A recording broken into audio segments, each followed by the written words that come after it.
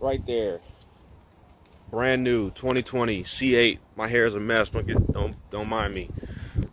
Again, this is the brand new 2020 Corvette C8.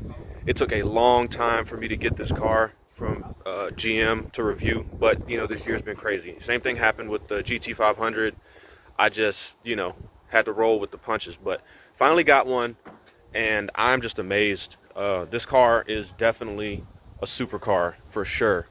And it's just, the performance of it's pretty amazing. I can't wait for the high performance like the Z06 and the ZR1 whenever they decide to come out. But just to give you guys a rundown, this is just going to be for Instagram. I'm going to share the my actual opinions on the car on my YouTube channel. So if you want to hear what I actually think about the car, I'll share that video for YouTube. This is just going to be a rundown of specs and what this car is, how much it costs, yada yada. Starting off, you got this beautiful paint. The color is called Rapid Blue. It's a $500 option. I think it's worth it. There's only a handful of colors that are, you know, you have to pay to, you know, get them. Everything else is a standard color that's free. These calipers are a $500 option. The red calipers. And then it has $1,200 performance exhaust. True exhaust tips, quad exhaust tips. So what's weird about this is, I mean, it is wintertime, you know, but I am in Georgia, so it doesn't get incredibly cold, but they have the car on Pirelli winter tires, which I thought was odd when I got on. I was like, what is up with that tread pattern? But sure enough, they're Pirelli winter tires. Normally this thing would be on Michelin 4s or 4Ss, 245 front and 305 rears. But, you know, I just went and ripped around Blood Mountain today, and these winter tires don't do too bad. I mean, the tires were screeching a lot when I was pushing it around turns, but it didn't do horrible. I think they were a little bit of a detriment to full grip potential, but again, they were all right considering they're winter tires. And then going into the front, here's the key fob, by the way.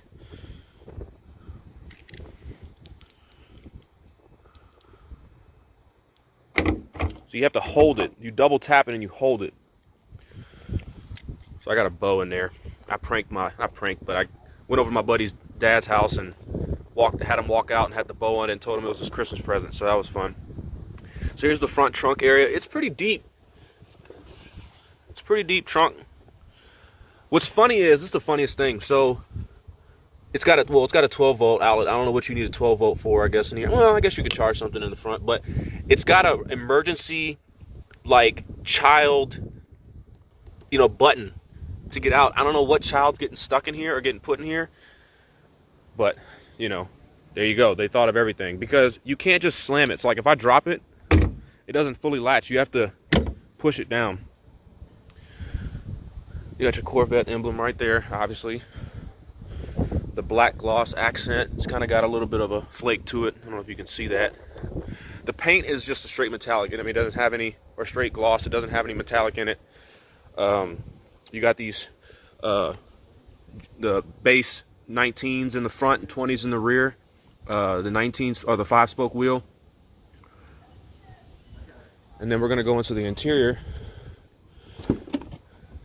And you've got this color match seat belt, which is a $400 option. I think it's a really neat feature. Really neat upgrade right there. Getting in the car, you're greeted with this super cool animation on the gauge cluster of the car, the silhouette. That's super cool. And you got the Corvette logo on the infotainment unit. But you got this really odd squared, like squarish style steering wheel. The only other car that this reminds me of is the new Ford GTs, except those are a little bit shorter, but it's very similar in this kind of, it's not quite a 90 degrees, probably like a 70 degree, you know, bends at all four corners. It's interesting, but the design of the 2-spoke design of the steering wheel is really cool. You got these metal, aluminum, I assume, paddle shifters. The shift, like the actual gear shift, is funky. So I'm gonna go ahead and start the car up. So everything's push button or pull. So you go to pull it in reverse and you pull up on this lever and then you reverse. To put it in neutral, you push neutral, and to put it in drive, you pull up on drive. And it'll shift on its own in drive. Obviously, you can use the paddles if you want. Eventually it'll just shift on its own after you stop using the paddles, but if you want to use paddles all the time, you just hit the M for manual, and then when you go to park, you just push park. Then you got your drive mode selector, which right now it's in sport mode, so it changes the entire gauge cluster when you change the mode. So you rotate it to the left, it takes a second, then it goes into touring mode, so it changes up the gauge cluster. Just do one more time, and you have my mode, which is obviously customizable. Rotate it again, and you have weather, so slippery. Twist it again. All right, well, that's the full length over, so you can go all the way over to the right, and you can go into track mode. Track mode's probably the coolest looking one. You got your tack at the top and all your proper gauges, and track is further. So I've been leaving it in sport mode for the street. It feels really good. The suspension is really comfortable in this car. Even with these winter tires, the car rides phenomenally. So then you got your infotainment over here. The one thing that annoys me, and I'll tell you one thing is about my opinion on the car, is that GM has started doing this where there's no factory integrated navigation. Everything is used off Android Auto or Apple CarPlay, and I do not like that. I think I talked about in that Cadillac that I had a little while ago. I don't like that. I know it's convenient using Android Auto and Apple CarPlay, but I just don't like it because I'm weird. I have Spotify, yeah, whatever, but I have a music player that doesn't work with Android Auto, so I just don't use it for that reason. And so I don't know, I just rather would have a built-in navigation system in the head unit, but but going back to this cockpit is like literally being a fighter pilot. Everything is driver focused. You have this wall of HVAC buttons. You got your passenger climate control. You have your buttons for AC and obviously and your venting and defrost and everything. Then you have your fan controls right here where the air goes, and then you have the driver AC right there. So aside from that, I mean, it's pretty simple interior. These seats are pretty similar, standard. These are standard, bucket seats or whatever. The biggest thing I have with them is that, and this is a 1LT, so this is the best trim level that you can get. The problem I have with them is that they're only 6-way adjustable, so there's no lumbar support. And while they're fairly comfortable for a decent amount of time, after a while, if you have any low back issues, your low back will get pretty tight because there's nothing to help you with that lumbar. That's one of the only downsides I have to these seats. Thankfully, the car rides really smooth. If the car didn't ride smooth, your back would just be torn up. So kudos to Corvette, or kudos to GM for making the suspension very, very nice. But yeah, that's basically what I have about this. And then you have a 10-speaker Bose audio system that's standard. And that's it for the interior, really.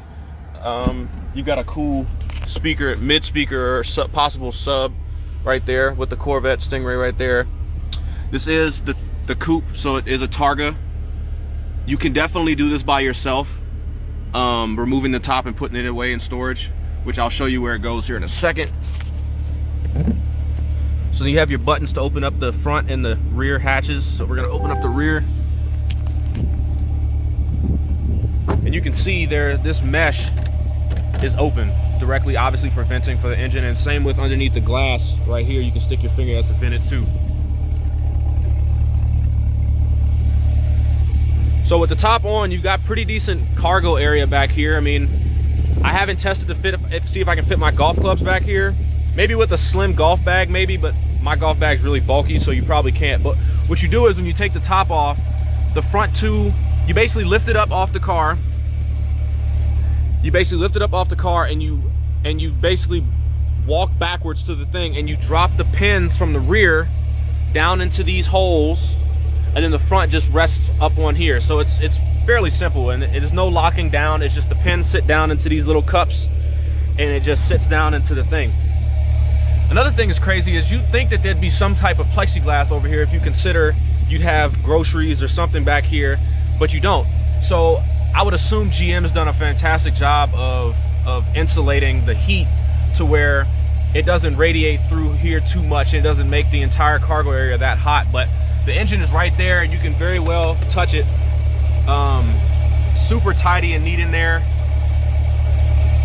The headers obviously are kind of reversed because the exhaust is coming out of the rear, almost like a turbo manifold. But there's the LT2 6.2 liter DI motor.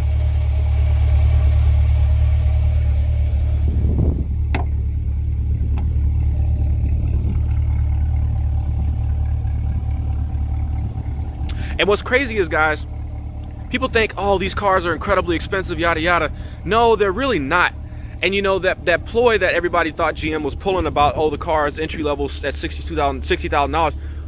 That's true though. The problem is, just like with any new car where there's a really high demand, dealerships are gonna price gouge. You just see it all the time. So with this car, this sticker price, the MSRP with delivery is only $62,000 for this particular car. Now it is 1LT, it's missing a lot of stuff. It doesn't have heated and cooled front seats, it doesn't have a heated steering wheel, it doesn't have the Z51 package, so it doesn't have the mag ride, it doesn't have a lot of the suspension and performance stuff that the 3LTs have, and some of the creature comforts with like the nicer seats with, you know, all the other accommodations. But for real, with this car and the performance, what you're getting, if you won obviously for $62,000, you're getting a hell of a car. Like, it's just no questions about it. The biggest problem is finding one and getting it at retail. Like anything else, a brand new car with high demand and not enough supply, they're gonna gouge prices just because they can. So I'm running out of space on here. I hope you guys enjoyed this. If there's any other questions, drop them in the comments and I'll do my best to answer them. But again, this is just a rundown of what this car is. Stay tuned for the YouTube video actually telling you guys my impressions, my driving impressions. I actually have video of me ripping it around on the mountain today, and I'll include that too. So I appreciate you guys. Take care.